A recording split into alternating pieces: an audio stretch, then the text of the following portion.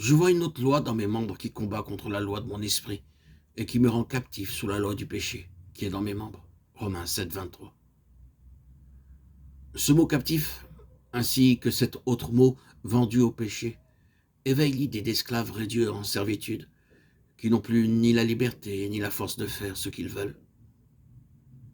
Ceci nous rappelle ce que Paul avait dit au commencement de ce chapitre, que nous sommes délivrés de la loi, et nous indique aussi ce qu'il va dire au chapitre suivant, que la loi de l'esprit de vie qui en Jésus-Christ nous a affranchis de la loi du péché et de la mort. Romains 8, 2. Impossible d'accepter et d'éprouver pleinement la liberté offerte à notre foi et qui nous affranchit en Christ, tant qu'il reste en nous quelques vestiges d'esprit légal. Ce n'est que par la présence en nous de l'Esprit de Christ que peut avoir lieu ce complet affranchissement. Comme pour la vie sous la loi, de même pour la vie dans un esprit nouveau, il existe un double rapport objectif ou extérieur et subjectif ou individuel. Il y a une loi au-dessus de moi et en dehors de moi. Et il y a une autre loi, celle du péché qui est dans mes membres et qui reçoit sa force de la loi objective ou extérieure. Or, quand je suis affranchi de la loi, la liberté est offerte à ma foi objectivement en Christ. Mais aussi une possession subjective et individuelle de cette liberté que je ne puis obtenir dans toute sa plénitude et sa force que si l'Esprit vient habiter et régner dans mes membres, précisément comme le faisait auparavant la loi du péché.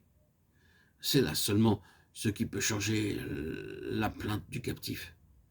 Misérable que je suis, qui me délivrera de ce corps de mort. En un chant de victoire, celui du racheté, je rends grâce à Dieu par Jésus-Christ notre Sauveur. La loi de l'esprit de vie m'a affranchi. Romains 7, 24, 25.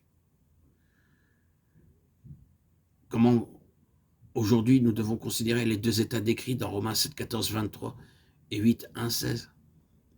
Sont-ils intermittents? Se succèdent-ils définitivement l'un à l'autre? Ou bien existent-ils simultanément en nous?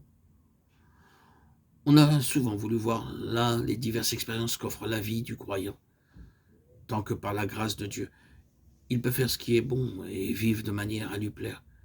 Il éprouve la grâce dont parle le chapitre 8 de la lettre aux Romains, tandis que la conscience du péché ou quelques nouvelles chutes le replongent dans le misérable état du chapitre 7. Et chaque journée ramène l'expérience de ces deux états avec la différence que c'est tantôt l'une, tantôt l'autre qui prédomine. D'autres ont compris que Paul ne décrit pas ici la vie du croyant telle que Dieu la veut, telle que la grâce de Dieu nous l'offre et la met à notre portée. Et lorsqu'ils ont bien saisi que cette vie de liberté nous est donnée par l'habitation en nous du Saint-Esprit, lorsqu'ils sont entrés dans cette vie-là, ils ont cru avoir à jamais laissé l'expérience de Romains 7, ne voyant plus là que la traversée du désert par Israël, une phase antérieure à laquelle il n'était plus question de retourner. En effet, un grand nombre de croyants peuvent témoigner des lumières et des grâces qui leur furent accordées aussitôt qu'ils eurent cru à la possibilité de passer de l'esclavage, de la loi, la lettre,